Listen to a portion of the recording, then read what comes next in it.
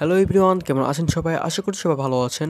তো অবশেষে নির্দেশিত প্রমাণিত হলো রয়া তাসলিমের জামাই অর্থাৎ তার হাজবেন্ড রনি। তো এই ভিডিওটি সম্পূর্ণ ডিটেল জানানো হবে, তো ভিডিওটি সম্পূর্ণ স্কিপ না করে দেখতে থাকুন। গত 2 দিন আগেই রয়া তাসলিমের ফেসবুক অ্যাকাউন্ট থেকে একটি পোস্ট ভাইরাল হয় যা তিনি নিজেই করেছিলেন। তারপরে সেখানে সে পোস্টে বর্ণনা লেখা ছিল তার স্বামীর কথা, অর্থাৎ তার জামাই কীভাবে তাকে অত্যাচার করেছে।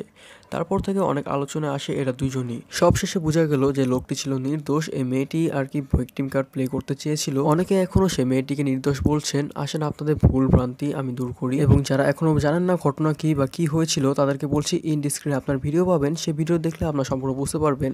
যাই হোক, এই ভদ্রলোকের স্ত্রী তার কাছে সব গোপন করে বিয়ে বসেছিল, নো প্রবলেম, কিন্তু পূর্বের স্বামীর কাছে পরকীয়া এবং এই তথ্য জানার পর বরাবর সমাধান এবং সাবধান করার পরেও তার স্ত্রী তার থেকে বিরত থাকেননি। তাহলে এই বেচারার আর কি বা করার থাকে শাসন করা ব্যতীত?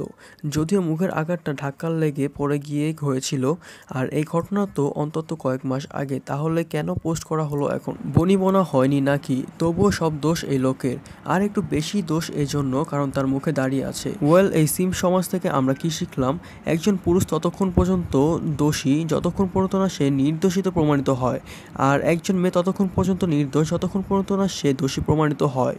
শেষ আলাপ হলো স্বামী যখন বউকে পিঠায় তখন আমরা ইসলামিক আইন দেখাই এই স্ত্রী গায়ে হাত তোলা উচিত নয়, অবশ্য তোলা যাবে না, কিন্তু স্ত্রী যখন পরকীয়া করে তখন আমরা তাকে ইসলামিক আইন অনুযায়ী প্রকাশ্যে পাথর মেরে হত্যা করি না। তোমাদের হিপোক্রেসি দাদারা সালাম ভাই। তাছাড়াও এই লোকটি চেয়েছিল যে তার স্ত্রীকে বললে তার বাচ্চাদেরকে নিয়ে তাকে ডিভোর্স দেওয়ার, কিন্তু তাও তিনি চাননি। কেন? তার কারণ কি কে বলেছে এখন পর্যন্ত কেউ বলো না। লাস্টে যে লাইভে এসেছিল, লাইভে তিনি বললেন আমার আর কিছু লাগবে না, সে যখন আপনার কাছে বিচার দিয়েছে আপনার এই সমাধান করুন, আমি জানি আপনার ন্যায় বিচার করবেন। তার সঙ্গে তিনি বলেন সে ঘর থেকে যাওয়ার সময় সবকিছু নিয়ে যায়, আসবাবপত্র, সমস্যা নাই, সে শুধু আমার বাচ্চাটাকে ফিরিয়ে দেখ। এখন আপনারা কমেন্টে জানান কে দোষী আর কে নির্দোষ। আর হ্যাঁ, এটা মনে রাখবেন যে ভিকটিম কার্ড প্লে করলে কিন্তু বিচার হয়ে যাবে না। সো এভরিওয়ান, ভিডিও ভালো লাগলে চ্যানেলকে লাইক, শেয়ার অ্যান্ড সাবস্ক্রাইব করে থাকবেন। আর হ্যাঁ, যে কোনো ভিডিও সবার আগে পেতে চ্যানেলকে বেল আইকন প্রেস করে অল করে দিবেন। তো ভিডিওটি সম্পূর্ণ স্কিপ না করে দেখার জন্য আপনাকে অনেক অনেক ধন্যবাদ।